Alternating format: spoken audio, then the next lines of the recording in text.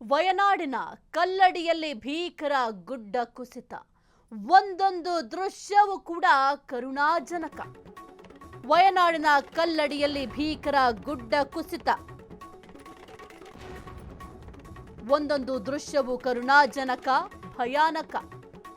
ಮಣ್ಣಿನಡಿಯಿಂದ ಜೀವಂತವಾಗಿ ಹೊರಬಂದ ಕಾರ್ಮಿಕ.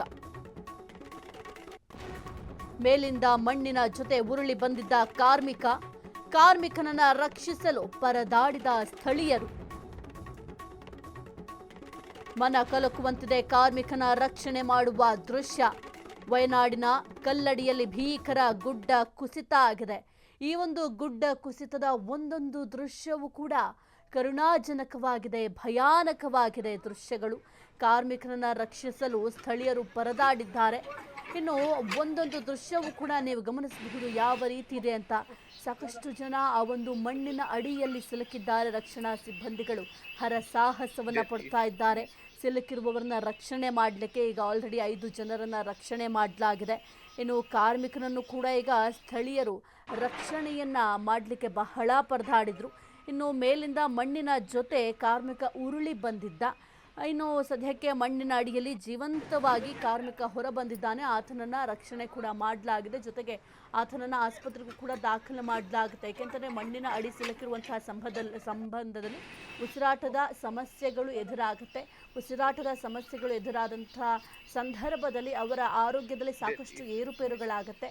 ಹೀಗಾಗಿ ಅವರನ್ನ ಆಸ್ಪತ್ರೆಗೂ ಕೂಡ ದಾಖಲು ಮಾಡಲಾಗಿದೆ. ಇನ್ನೂ ಕೂಡ ಈ ಒಂದು ರಕ್ಷಣಾ ಕಾರ್ಯಾಚರಣೆ ಭರದಿಂದ ಸಾಗ್ತಾ ಇದೆ. ಸ್ವಲ್ಪ ಅಡೆತಡೆ ಆಗಿತ್ತು ಈ ರಕ್ಷಣಾ ಕಾರ್ಯಾಚರಣೆಗೆ. ಮಳೆ ಕೂಡ ಅಡ್ಡಿಯಾಗಿತ್ತು. ಈಗ ಸ್ವಲ್ಪ ಮಳೆ ತಗ್ಗಿರುವ ರೀತಿಯಲ್ಲಿ ಕಾಣಿಸ್ತಾ ಇದೆ. ಹಾಗಾಗಿ ರಕ್ಷಣಾ ಕಾರ್ಯಾಚರಣೆ ಈಗ ತೀವ್ರತೆಯನ್ನ ಪಡ್ಕೊಂಡಿದೆ. ದೃಶ್ಯಾವಳಿಯಲ್ಲಿ ಗಮನಿಸ್ತಾ ಇದ್ದಾರೆ ಯಾವ ರೀತಿ ಒಂದು ರಕ್ಷಣಾ ಕಾರ್ಯಾಚರಣೆಯನ್ನ ಮಾಡಲಾಗ್ತಾ ಇದೆ ಅಂತ.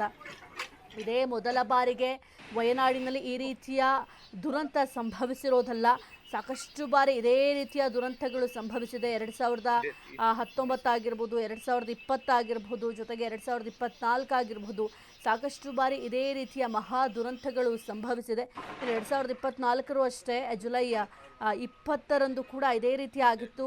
ಅಲ್ಲೂ ಕೂಡ ಇದೇ ರೀತಿಯ ಒಂದು ಪರಿಸ್ಥಿತಿ ನಿರ್ಮಾಣ ಆಗಿತ್ತು. ಆ ಒಂದು ಸಂದರ್ಭದಲ್ಲಿ ರಕ್ಷಣಾ ಕಾರ್ಯಾಚರಣೆ ಕೂಡ ಮಾಡಲಾಗಿತ್ತು. ಭಾರತೀಯ ಸೇನೆ, NDRF ಮತ್ತು ಸ್ಥಳೀಯರು ಸೇರಿ ವಾರಗಳ ಕಾಲ ಕಾರ್ಯಾಚರಣೆಯನ್ನು ನಡೆಸಿ ನೂರಾರು ಜನರನ್ನು ಕೂಡ ಆ ಒಂದು ಕೆಸರಿನ ರಾಶಿಯಿಂದ ಜೊತೆಗೆ ಧ್ವಂಸಗೊಂಡ ಮನೆಗಳಿಂದ ಬದುಕಿಸಿ ಹೊರತಂದಿದ್ರು. ಈಗಲೂ ಕೂಡ ಅದೇ ರೀತಿ ಒಂದು ಪರಿಸ್ಥಿತಿ ನಿರ್ಮಾಣ ಆಗಿದೆ. ಅತಿಯಾದ ಮಳೆ ಪಶ್ಚಿಮ ಘಟ್ಟಗಳ ಈ ಭಾಗದಲ್ಲಿ ಕೆಲವೇ ಗಂಟೆಗಳಲ್ಲಿ ಸಾಕಷ್ಟು ದಾಖಲೆ ಪ್ರಮಾಣದ ಮಳೆಯಾಗೋದ್ರಿಂದ ಈ ರೀತಿಯ ಭೂಕುಸಿತಗಳು ಹೆಚ್ಚಾಗುತ್ತೆ.